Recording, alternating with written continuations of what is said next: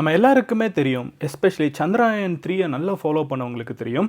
நம்மளோட விக்ரம் லேண்டர் வந்து ஒரு லாங் நைட்டுக்குள்ளே என்ட்ராச்சு. இந்த ராத்திரி முடிகிறதுக்கு கிட்டத்தட்ட 14 நாட்கள் ஆகுனாங்க. அந்த 14 டேஸ் முடிஞ்சதுக்கப்புறம் ஒருவேளை நம்ம விக்ரம் லேண்டருக்கு இன்னும் வலு இருந்துச்சுனால் அது மறுபடியும் உயிர் தெழுந்து வரும். நம்ம மொத்த ஆப்ரேஷனே 14 டேஸ்க்கு பிளான் பண்ணியிருந்தாலும் அடுத்த 14 நைட்ஸ் அங்கே முடிஞ்சதுக்கப்புறம் நம்மளுக்கு வந்து 14 நாட்கள் வந்து அங்கே ஒரு டேவாக இருக்கும், அதுக்கப்புறம் 14 நாட்கள் அங்கே ஒரு ராத்திரியாக இருக்கும் நிலாவில். ஸோ அந்த 14 டேஸ் ஆஃப் எர்த் அண்ட் அங்கே இருக்கிற ஒரு நைட்டு முடிஞ்சதுக்கப்புறம் மறுபடியும் சூரிய வெளிச்சம் வந்து இந்த சிவ் சக்தி பாயிண்ட், அதாவது சந்திராயன் போய் இறங்கின இடத்த வந்து சிவ் சக்தி அப்படின்னு சொல்லி பேர் வச்சுருந்தாங்க. இந்த இடத்துல சூரிய வெளிச்சம் பட்டதுக்கப்புறம் மறுபடியும் நம்மளோட விக்ரம் லேண்டரும் சரி பிரக்யான் ரோவரும் சரி உயிர் தெழுந்து வரும் அப்படின்னு சொல்லியிருந்தாங்க. இது செப்டம்பர் 22 நடந்திருக்க வேண்டியது. இன்னைக்கு செப்டம்பர் 26.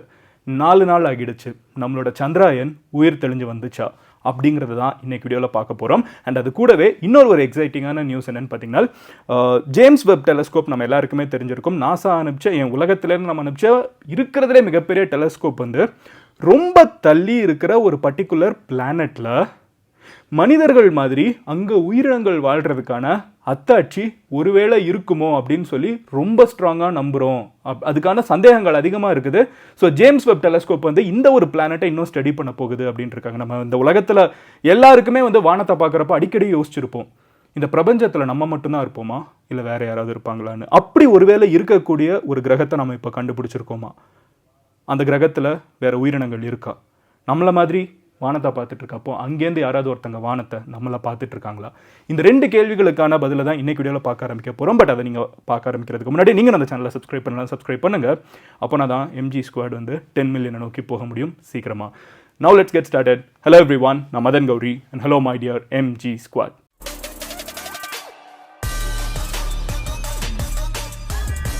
ஃபர்ஸ்ட் விஷயம் என்னன்னு தெரியாதவங்களுக்கு நான் ரொம்ப சின்னதாக எக்ஸ்பிளைன் பண்ணி முடிச்சிடுறேன். சந்திராயன் 3 வந்து நிலாவுக்கு போனது பயங்கரமான சக்ஸஸ். அண்ட் அது எடுத்த எல்லா சபதங்களையும் முடிச்சிருச்சு. ஆக்சுவலாக அது என்னென்ன எக்ஸ்பெரிமெண்ட் பண்ணணும்னு நினச்சோம், அதுக்கு என்னென்ன பேலோட் உள்ளுக்குள்ள சயின்டிஃபிக் எக்ஸ்பெரிமெண்ட்ஸ் லோட் பண்ணி அனுப்பிச்சோமோ அது எல்லாத்தையுமே சந்திராயன் பண்ணி முடிச்சிருச்சு. பட் நம்மளோட இஸ்ரோ சயின்டிஸ்ட் வந்து ஒரு பர்டிகுலர் சீக்ரெட் சாஸ் வந்து அது கூட ஆட் பண்ணி அனுப்பிச்சிருந்தாங்க. இதை உலகத்துக்கு சொல்லவே இல்லை. அது என்னன்னு பார்த்தீங்கன்னா, இதுக்கு முன்னாடி சைனா வந்து ஒரு பர்டிகுலர் ஸ்பேஸ் கிராஃப்டை இதே மாதிரி அனுப்பிச்சப்போ நிலாவில் அது இறங்கினதுக்கப்புறம் ஒரு ராத்திரி அது வந்து வித்ஸ்டாண்ட் ஆகி மறுபடியும் நிலாவில் பகல் வர்றப்போ அது உயிர் தெளிஞ்சிச்சு. இந்த நைட்டு வந்து தாக்கு பிடிக்கிறதுங்கிறது வந்து ரொம்ப சேலஞ்சிங்கான விஷயம். நான் ஆல்ரெடி சொன்ன மாதிரி நிலாவில் 14 டேஸ்க்கு சூரிய வெளிச்சம் ஒரு பாயிண்டில் இருக்கும். அதாவது 14 டேஸ் வந்து எர்த்தில் இருக்கிற டே வந்து நிலாவில் ஒரு நாள். அடுத்த 14 டேஸ் வந்து நிலாவில் அந்த இடம் வந்து இருட்டாக இருக்கும். இந்த ஒரு பர்டிகுலர் கான்செப்ட் படி நீங்கள் பார்த்தீங்கன்னா நிலாவில் நம்ம போய் இறங்குறது வந்து 14 டேஸை கால்குலேட் பண்ணி தான் போய் இறங்கணும். ஏன்னா நம்ம வந்து ரன் ஆகிறதுக்கு எல்லாமே நம்ம பேட்டரியில் அனுப்ப முடியாது, கரெக்டாக எல்லா சார்ஜையும் நம்ம வந்து இங்கேருந்து அனுப்ப முடியாது. ஸோ சோலார் ரேடியேஷனில் வந்து அது சார்ஜ் ஆகுது. நம்மளோட பிரக்யான் ரோவரும் சரி விக்ரம் லேண்டரும் சரி நிலாவில் போய் இறங்கினதுக்கப்புறம் சூரிய கதிர் மூலமாக சார்ஜ் ஏற்றிக்கிட்டு தான் எல்லா வேலையும் பார்த்துச்சு. அதுக்கப்புறம் அது வந்து ஹாப் ஃபங்க்ஷன்லாம் நடத்தி காமிச்சாங்க. அதாவது ஒரு இடத்துலேருந்து மறுபடியும் டேக் ஆஃப் ஆகி இன்னொரு இடத்துல லேண்ட் ஆகலாம் விக்ரம் லேண்டரை வச்சாங்க. அதுக்குள்ளே பிரக்யான் ரோவர் ஏற்றிட்டு மறுபடியும் பிரக்யான் ரோவரை வெளியே இறக்குறாங்கன்னு ஏகப்பட்ட விஷயங்களை வந்து சயின்டிஸ்ட் வந்து பயங்கரமாக எல்லா லோடும் நம்ம செய்யணும்னு பப்ளிக்காக சொன்ன எல்லா விஷயத்தையும் செஞ்சு முடிச்சதுக்கப்புறம் நிறைய விஷயம் பண்ணோம். அதுக்கப்புறம் அந்த நைட் செட்டில் ஆச்சு. அந்த 14 எர்த் டேஸ் கொண்ட ராத்திரி. நிலாவில் ராத்திரிங்கிறது வந்து ரொம்ப கோல்டான ராத்திரி. நீங்கள் டெம்பரேச்சர் பார்த்தீங்கன்னா -150 டிகிரி செல்சியஸ்க்கு சவுத் போலில் போகும்னு சொல்கிறாங்க. அதாவது நம்ம போய் இறங்கின இடத்துல வேறு யாருமே போய் இறங்கினது கிடையாது. ஸோ இந்த இடத்த பற்றி நம்மளுக்கு ஐடியாவே பெருசாக கிடையாது. இந்த இடத்துல இருக்கிற ராத்திரி வந்து ரொம்ப கொடூரமான ஒரு ராத்திரி. அதை வந்து சர்வைவ் ஆகுறதுங்கிறது வந்து மனுஷங்களுக்கு ஆல்மோஸ்ட் இம்பாசிபிள், மெஷின்ஸ்க்கு ரொம்ப கஷ்டமான விஷயம். ஆனால் இதுக்கு முன்னாடி சைனா வந்து அதை செஞ்சு காமிச்சிருக்காங்க. ஸோ இந்த தடவை இஸ்ரோ சயின்டிஸ்ட் வந்து என்ன பண்ணியிருந்தாங்கன்னு பார்த்தீங்கன்னா அதுக்கான சில வேலைகளையும் இது வந்து 100% அதை நம்ம எய்ம் பண்ணலினாலும் ஏதோ இது முடிஞ்சா இதை பண்ணட்டும் அப்படின்னு சொல்லிட்டு தன்னை வந்து மறுபடியும் ரீபூட் பண்ணி, அதாவது ஒரு 14 நாட்களுக்கு கம்ப்ளீட்டாக குளிரில் உறைஞ்சு போன நம்மளோட பிரக்யான் ரோவரும் சரி விக்ரம் லேண்டரும் சரி அது வந்து மறுபடியும் அதிலிருந்து உயிர் தெளிந்து அந்த ஹீட் மறுபடியும் தன்னை ஹீட் ஏற்றிக்கிட்டு, ஏன்னா கம்ப்ளீட்டாக உறைஞ்சு போய் கிடக்கும் கரெக்டாக. அது மறுபடியும் சூரிய வெளிச்சம் 14 நாட்கள் கழிச்சு அந்த இடத்துல படும். இந்த இடத்த வந்து நம்ம சிவ் சக்தி பாயிண்ட் அப்படின்னு சொல்லியிருந்தோம் கரெக்டாக. ஸோ அந்த இடத்துக்குள்ள மறுபடியும் சூரிய வெளிச்சம் பேசிட்டு இருக்கப்போ நான் வந்து Pragyan rover and Vikram lander அப்படிங்கிற ஒரு விஷயம் வந்து மறுபடியும் பிரக்யான் ரோவருக்குள்ளே ஏறி வந்து விக்ரம் லேண்டர் ஹாப் ஆச்சுன்னு சொன்னேன். பிரக்யான் ரோவருக்குள்ளே ஏறல. பிரக்யான் ரோவர் வந்து தனியாக இருந்துச்சு, விக்ரம் லேண்டர் மட்டும் தனியாக ஹாப் ஆச்சு. Anyway coming back to topic என்னன்னு பார்த்தீங்கன்னா, இப்போ இங்கே வந்து இந்த மாதிரி நம்ம நிறைய கால்குலேஷன்ஸ் வச்சு எதிர்பார்த்திருந்தோம், இதை ஹீட் பண்ண பார்த்திருந்தோம். 22 செப்டம்பர் அன்னைக்கு வந்து பிரக்யான் ரோவர் மேலேயும் சரி விக்ரம் லேண்டர் மேலேயும் சரி சூரிய வெளிச்சம் பட்டுச்சு. பட்ட உடனே அது வந்து ஏதாவது ரிசப்ஷன் கொடுக்குதா அப்படிங்கிறத வந்து இந்தியன் சயின்டிஸ்ட் மட்டும் கிடையாது, யூரோப்பியன் சயின்டிஸ்டாக இருக்கட்டும், நாசா சயின்டிஸ்டாக இருக்கட்டும், எல்லாருமே ரொம்ப ஆர்வமாக பார்த்துட்டு இருந்தாங்க.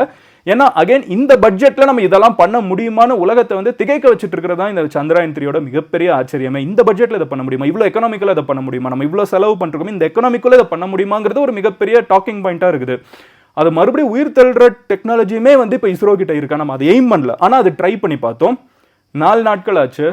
முதல்ல வந்து நீங்கள் பார்த்தீங்கன்னா இன்ஃபேக்ட் ஒரு ட்விட்டர் யூசர் வந்து இந்த ஸ்பேஸ் அப்சர்வ் பண்ணுற ஒருத்தாங்க, அவங்க வந்து கண்டினியூஸாக ட்வீட் பண்ணிட்டே இருந்தாங்க, நான் கவனிச்சிட்டேன் இதில் வந்து ஒரு சவுண்ட் வருது, எனக்கு ரிசப்ஷன் வருதுன்னு. அப்புறம் பார்த்தா அது வந்து கரெக்டான ரிசப்ஷன் இல்லைன்னு தெரிஞ்சிச்சு.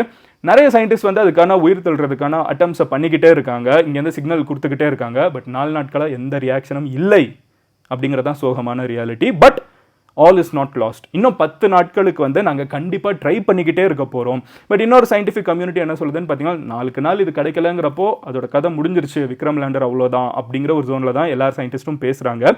பட் இருந்தாலும் இஸ்ரோ சயின்டிஸ்ட் அவங்க குழந்தைல அவங்களால விட முடியாது, மறுபடியும் ட்ரை பண்ணுறதை பண்ணிக்கிட்டே இருக்காங்க. ஒருவேளை வந்துருமாங்கிற ஒரு நம்பிக்கையில் தான் இந்த முயற்சி போய்கிட்டே இருக்குதுன்னு தெரிஞ்சுக்கோங்க. பட் அட் திஸ் மொமெண்ட் நடக்கலை, பட் நடந்துடணுங்கிறது தான் ஹோப்பாக இருந்துட்டு இருக்குது. ரெண்டாவது நான் உங்ககிட்ட சொல்ல நினச்சது எக்ஸோ பிளானெட்டில் வந்து நம்ம ஒரு பிளானெட் இருக்கோம், அப்புறம் மெர்க்யூரி, மார்ஸ், அப்புறம் நெப்டியூன், அந்த மாதிரி நிறைய பிளானெட்ஸ் நம்மளை சுற்றி இருக்கல. மார்ஸ் இருக்குது, இதெல்லாமே நம்ம சோலார் சிஸ்டமில் இருக்கிற பிளானெட்ஸ். நம்ம சூரியனை சுற்றிட்டு இருக்கோம். இந்த மாதிரி இன்னொரு நட்சத்திரம் இருக்கும், பல நட்சத்திரங்கள் இருக்குது, அந்த நட்சத்திரங்களில் பிளானட்ஸ் அதை சுற்றிட்டு இருக்கும்ல. அந்த மாதிரி சோலார் சிஸ்டம் தாண்டி மற்ற சிஸ்டத்தில் வந்து சுற்றிட்டு இருக்கிற பிளானட்ஸை வந்து நம்ம எக்ஸோ பிளானட் அப்படின்னு சொல்லுவோம். இப்போ ஜேம்ஸ் வெப் டெலஸ்கோப்பை பற்றி நம்ம கொஞ்ச நாளுக்கு முன்னாடி பேசணும். நாசா வந்து அனுப்பிச்சிருந்தாங்க ஒரு மெகா சைஸ் டெலஸ்கோப். இவ்வளோ பெரிய டெலஸ்கோப் வந்து உலகத்தில் யாருமே செஞ்சது கிடையாது, பிரபஞ்சத்தில் யாரும், அட்லீஸ்ட் நம்மளோட சோலார் சிஸ்டமில் யாரும் டெக்னிக்கலாக செஞ்சதே கிடையாது, கரெக்டாக. ஸோ அதை வந்து நம்ம ஸ்பேஸ்க்கு அனுப்பிச்சப்போ அது பயங்கரமான ஃபோட்டோஸ்லாம் எடுத்து அனுப்பிச்சு, அதை பற்றிலாம் நம்ம வீடியோ மேக் பண்ணியிருந்தோம். இப்போ என்ன நடந்திருக்குதுன்னு பார்த்தீங்கன்னா, அது ரொம்ப தள்ளி இருக்கிற ஒரு பர்டிகுலர் எக்ஸோ பிளானெட்டில் வந்து எர்த் இருக்கிறதுக்கான அறிகுறிகளை பார்க்குறோம் அப்படிங்கிற மாதிரி ரிசல்ட்டை கொடுத்துருக்குது. அங்கே இருக்கிற கார்பனாக இருக்கட்டும், மீத்தேனாக இருக்கட்டும், இதெல்லாம் வந்து ஒரு உயிர் இனம் அங்கே இருக்கிறதுக்கான அறிகுறிகளாக இருக்கலாம் அப்படின்னு சொல்லி ப்ரெடிக்ட் பண்ணப்பட்டு இருக்குது. இதை வந்து நீங்கள் ஜென்ரலாக சர்ச் பண்ணிங்கனாலே இதை பற்றி தெரியும். பட் நிறைய பேர் எக்ஸைட் ஆகாமல் இருக்கிறது காரணம் என்னன்னு பார்த்தீங்கன்னா, அங்கே இருக்கா இல்லையா நம்மளுக்கு 100% தெரியாது, பட் இருக்கிறதுக்கான அறிகுறிகள் இருக்குது அப்படிங்கிறதான் இப்போ மேட்ரு. நீங்கள் மார்ஸ்லேயே பார்த்தீங்கன்னா வந்து மீத்தேன் வந்து இருக்குது, அதனால ஒருவேளை லைஃப் ஃபார்ம் இருக்குமா. See the whole point of இந்த எக்ஸ்ப்ளோரேஷன் வந்து நம்ம மனிதர்கள் அங்கே போகணும் அப்படி இப்படின்லாம் நம்ம நிறைய சொல்லிட்டு இருந்தாலும், எல்லாருக்குமே மனசுக்குள்ள இந்த பிரபஞ்சத்தில் நம்ம மட்டும்தான் இருக்கும். அது ஒரு மிகப்பெரிய தனிமையான விஷயம், கரெக்டாக. நம்மளை தாண்டி வேற யாராவது இந்த பிரபஞ்சத்தில் இருக்காங்க, நம்ம வானத்தை பார்த்துட்டு இருக்க மாதிரி வானத்திலேருந்து யாராவது ஒருத்தங்க நம்மளை பார்த்துட்டு இருக்காங்களா? எப்படி எர்த்தில் மட்டும் ஹியூமன்ஸ் ஃபார்ம் ஆகிருப்பாங்க, எர்த்தில் மட்டும் லைஃப் ஃபார்ம் ஆயிருக்கு, வேறு எந்த பிளானெட்லையுமே லைஃப் இருக்கிறதுக்கான வாய்ப்பே கிடையாதாங்கிற ஒரு தேடுதல் எல்லாருக்குமே இருக்கும். இருக்கலாம் அப்படின்னு சொல்லி எக்ஸோ பிளானெட்டில் ஒரு விஷயம் உண்மையிலே இருந்தால் கூட நம்ம அவ்வளோ ஈஸியாக போய் பார்க்க முடியாது. பிகாஸ் டிஸ்டன்ஸ் வந்து ரொம்ப ரொம்ப ரொம்ப ரொம்ப அதிகம். நம்ம அவ்வளோ டெக்னாலஜி இல்லை நம்மக்கிட்ட இமீடியட்டாக அங்கே போய் பார்க்குறதுக்கு.